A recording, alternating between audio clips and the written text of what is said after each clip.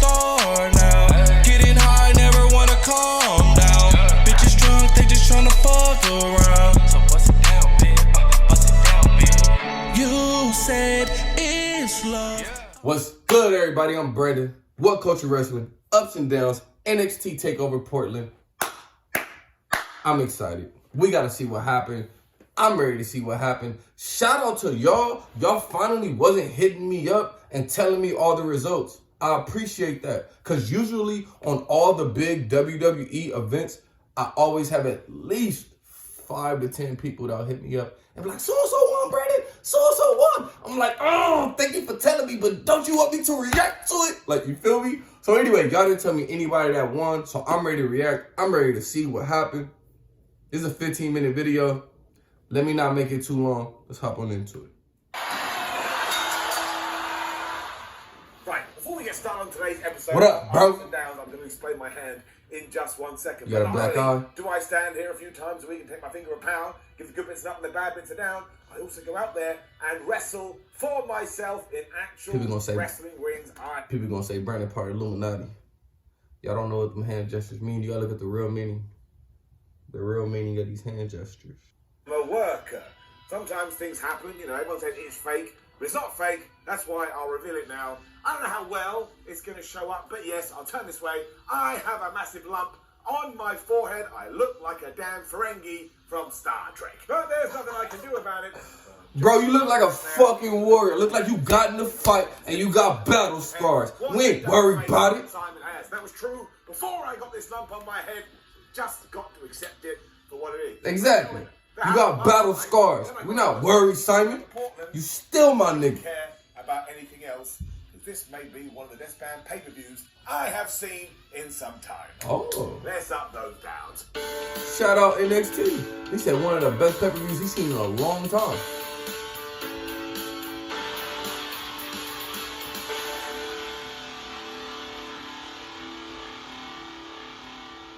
So you know how an opener of any kind of show is meant to set the bar for what's to come and just get the crowd warmed up? Yeah. Well, Dominic Dijakovic and Keith Lee went, we really don't care about that. We are going to walk out there and we are going to try and have the best match you've ever seen in your damn life. They opened it up? That's your fault. That's surprising. It helped that the fans are on fire from start to finish, and that hit a whole new level when Keith Lee just decided, I am going to bust out some Hurricane Rana. I bet nobody. Fuck no, he didn't do that. The sheer force that was put on it during that moment. And then Dominic tried to get back in this by diving at Keith Lee, but he just caught him out of midair. He was like Mr. Miyagi in the Karate Kid films. He had those chopsticks and he was catching flies. Then there were suplexes onto the apron, which is the hardest part of the ring. And for some reason, Dijakovic forgot, oh look, I'm a pretty big dude. And he was just soaring off the top rope, and he was soaring off the ropes as if he was a cruiserweight. I mean, the big thing is that if you have seen these two fight before outside the realms of WWE, they have done this a lot. But everybody always goes, oh, but WWE will never allow them to do that in a WWE ring. But they were doing it. It's kind of true because it was in an NXT ring, but it just blows your brain. It does. Each other with lariats, which would have taken anybody else's heads off, like we just rolled around the squared circle canvas. Then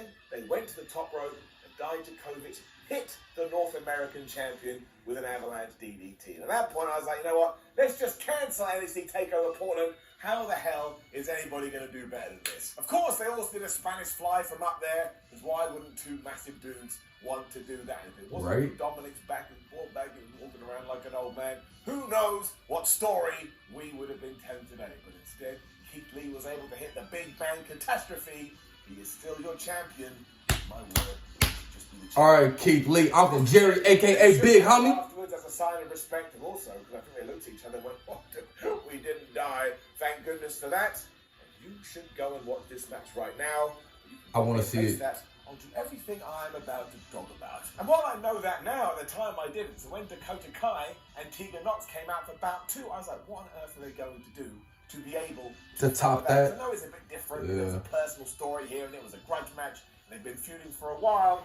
I was baffled, and yet somehow they reached into their bag of magic chicks, threw everything everywhere, and it was brilliant too. The best thing was that despite knowing what the crowd had just witnessed, they had their own ideas, they had their own concepts, and they weren't going to change that for nothing, and that worked. This was so hard hitting too, like before they even got into the ring, they were smashing each other with weapons. probably can imagine Paul Heyman sat somewhere going, oh, this is the kind of stuff that I like. I mean, there was trash cans, chairs, tables, I think a cricket bat at one point. The Americans even like cricket, I don't know, it's really boring. And if they have woken up this morning and they don't have their own Ferengi wounds, then they have some kind of protective skin that I would like to invest in. It wasn't like they were doing anything too nuts, but it was the execution. Like, take a German suplex that Nox did onto Dakota Kai, where she also smashed onto a trash can. It looked as if her neck had impacted to such a degree. I was sat on my sofa and I sold it like sugar. Maybe I need to go to the hospital. There's also tying people up to the ring post and getting laptops and hitting it in people's knees. I mean, who's been somebody with a laptop? Like, this in many ways was worse than a sledgehammer, because I don't have a sledgehammer laying around my house. I'm not like a crazy person, but I do have a laptop. I have two, in fact. I'm looking at them right now. Have I got a laptop? Got my MacBook right here, nigga. Soon after this, a damn chair and a damn table had been brought in the ring. This is where Tegan Nox was like, you know what, Dakota Kai, you have given me nothing but misery over the last few months, so I have decided I am going to end your life. That's why this event really should have been called NXT TakeOver. We're all going to hell. She put the chair and left Dakota lying on the table. Just as she was going to climb to the top rope and do who knows what, Rachel Gonzalez came from nowhere. I don't know, Rachel. And grabbed Tegan Nox and threw her so high in the air and let her fall so far to the floor. I'm surprised that air traffic control weren't on the radio. And I know the table didn't break and that sucked, but come on. Dakota then slowly crawled over and pinned Tegan Nox, and you were left with many questions. The major one being, why has this giant woman gone and absolutely gotten herself involved? Oh, she's a big woman? It didn't look like she totally understood it either. And I know there's a few people out there going, well, this is like AEW. When somebody just debuts, and I don't understand why. And you know what, you do have a point, but the effort that was put in here and the structure and the way they were able to, have their own fanfare despite what happened in match one, I ain't gonna criticize it because I'm not an asshole. I'm a bald asshole, but I'm not that kind of asshole. And then next it was Finn Balor versus Johnny Gargano. Let's And that get it. main event. I mean, what am I meant to do? I was torn about who could win this beforehand, but I forgot that Gargano is such a good babyface. I'm going Finn. Sometimes he can lose, Going and Finn. that makes you like him more. Like, I don't know how he does it. And again, there was a reason he did lose here. But I will talk about that in a roundabout sense. All right, my boy Finn Balor won. was like a drunk uncle as he viciously attacked the leg of Johnny, but that didn't stop Johnny from fighting back. Like, at one point he was throwing Finn Balor into the stairs, but then you were watching this like a game of tennis because it was just so back and forth. Finn would hit Gargano and Gargano would hit Finn. Again, you're just doing this the whole time, and he kind of looked like you have a problem. There was also callbacks to things they had done months ago, and after Finn had gone from the coup de grace and Johnny had got out of the way, he did lock on the Gargano escape, and if he didn't have ring ropes in a wrestling ring, he probably would have been your winner. But again, we do have ring ropes in a wrestling ring, so you can't just take him out of them. That's like when people watch a Batman movie, and they go, well, it wouldn't have been very good if Batman wasn't in it. He's right there. We were back to table action, which on any other pay-per-view I'd actually criticised, but my adrenaline was so high at this point, I didn't even care, and the fans agreed, which is why they went absolutely hoo-ha-ha when Finn Balor gourd-busted Johnny Gargano through another table. He even ran across him and smashed Johnny with a drop kick. It was the beginning of the end as well, because from there, Balor was able to hit the 1916 and pin Johnny for the 1, 2, 3. The big question is, well, what does Balor do now? But bigger than that, what is next for Johnny Gargano? Let me tell you this, you're going to find out. Right, so what followed after this, it was Rhea Ripley versus Bianca Belair for the NXT Women's Championship. This match right here, nigga. That's my number 1 and number 2, Bianca Belair. If you get this dub, you my favorite NXT woman. And this did have an... But Rhea Ripley, you my favorite right now. Charlotte Flair had basically made her intentions known for WrestleMania. If you're like me, you're like, well, Bianca Belair ain't going to win. Oh, yeah, that makes sense. We're going to double down on Rhea Ripley versus Charlotte. And despite that, it did take a little something away from it. These two still absolutely smashed. Oh, yeah, that makes sense.